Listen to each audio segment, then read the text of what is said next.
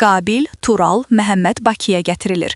Xaricdə mühacir kimi yerləşərək Azərbaycana qarşı informasiya savaşı aparan və milli dəyərlərə düşünülmüş surətdə hücum edən blogerlərlə bağlı müvafiq addımlar atılır.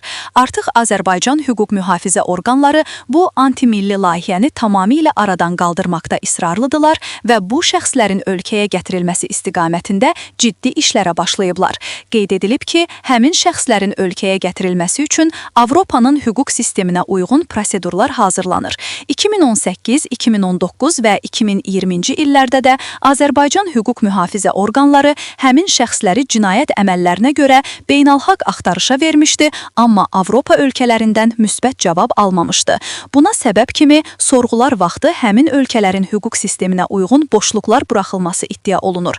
Axar Azın xəbərinə görə söyüş blogerlərinin nümayəndələrinin gətirilməsi üçün Avropanın hüquq sisteminə tam uyğun hüquqi proseduralar tamamlanmaqdadır. Əlavə edək ki, Tural Sadıqlı, Məhəmməd Mirzəli, Qabil Məmmədov, Qurban Məmmədov və digərlərinin Azərbaycana gətiriləcəyi ilə məlumatı millət vəkili Elman Nəsirov da təsdiqləyib.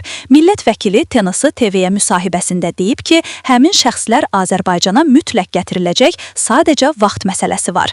Elman Nəsirov bu sözləri xüsusi əminliklə və vurğu ilə təkrarlayıb. Bu isə millət vəkilinin siyasi proqnozundan daha çox hüquqi və siyasi proseslər haqda bilgisindən xəbər verir.